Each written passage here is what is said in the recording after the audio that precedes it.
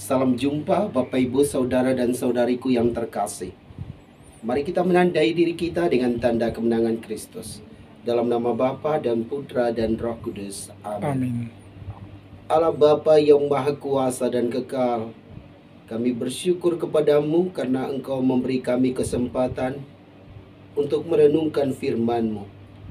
Kami mohon kepadamu, bantulah kami dengan Roh Kudus agar Roh itu membantu kami memahami akan firman-Mu dan berusaha untuk mewujud nyatakan di dalam kehidupan harian kami sebagai tanda bahwa kami adalah anak-anak-Mu. Ya Bapa, inilah doa kami yang kami naikkan ke hadirat-Mu dengan perantaran Kristus Tuhan kami. Amin. Tuhan bersamamu Dan bersama rohmu. Inilah Injil suci menurut Lukas. Dimuliakanlah Tuhan. Ketika Yohanes tampil di Sungai Yordan, banyak orang menanti-nanti dan berharap, dan semuanya bertanya dalam hati tentang Yohanes, kalau-kalau ia adalah Mesias. Karena itu Yohanes berkata kepada semua orang itu, "Aku membaptis kamu dengan air, tetapi ia yang lebih berkuasa daripada aku masih akan datang. Dan membuka tali kasutnya pun aku tidak layak. Ia akan membaptis kamu dengan Roh Kudus dan dengan api." Ketika orang banyak itu semuanya telah dibaptis, dan ketika Yesus sedang berdoa, setelah ia juga dibaptis, terbukalah langit, dan turunlah Roh Kudus dalam rupa burung merpati ke atasnya.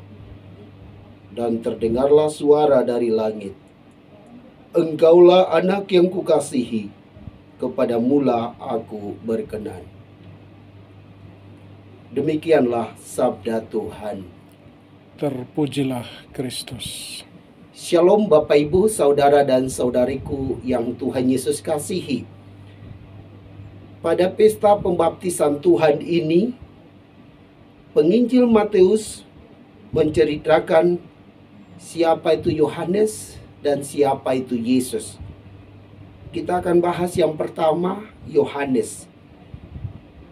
Yohanes adalah seorang yang datang ke dunia untuk mempersiapkan jalan bagi Tuhan. Dan ia seorang yang amat rendah hati. Diceritakan bahwa banyak orang menanti-nanti dan berharap kedatangan Yohanes itu sendiri.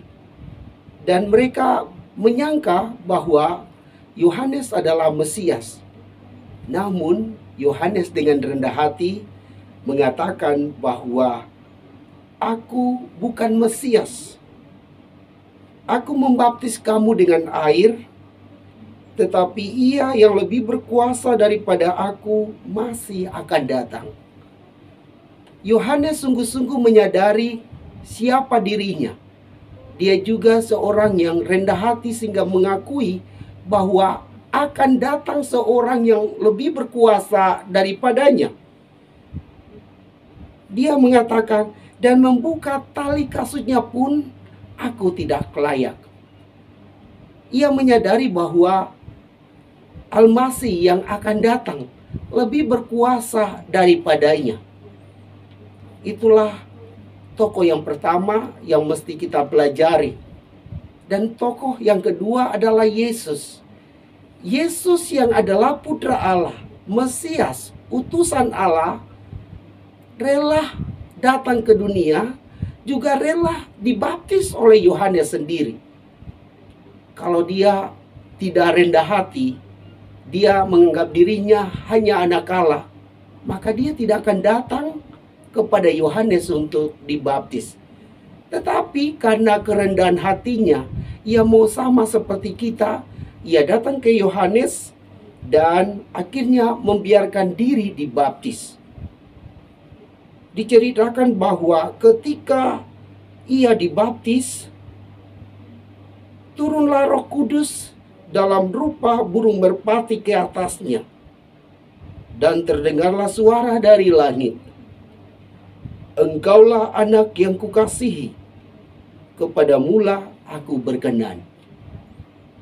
Inilah suara Tuhan yang mau mengatakan kepada semua orang yang dibaptis saat itu bahwa Yesuslah anak yang dikasihi oleh Tuhan. Yesus amat berkenan di hati Tuhan. Mengapa? Karena dia rendah hati. Karena ia datang ke dunia hanya untuk melaksanakan kehendak Allah atau kehendak Bapanya. Kita tahu bahwa ia datang ke dunia untuk menyelamatkan kita. Di dalam bacaan pertama dikatakan bahwa hendaklah kita mewartakan kepada orang bahwa keselamatan telah datang. Dan keselamatan itu telah datang di dalam diri Yesus Kristus. Maka kita mesti bersuka cita karena Kristus datang ke dunia untuk menyelamatkan kita dari salah dan dosanya. Ini juga dipertegas di dalam bacaan Injil. Bapak, Ibu, saudara-saudari yang terkasih, semoga firman Tuhan pada pesta pembaptisan Tuhan ini, kita mau belajar dari Yesus dan juga dari Yohanes untuk rendah hati di dalam kehidupan harian kita.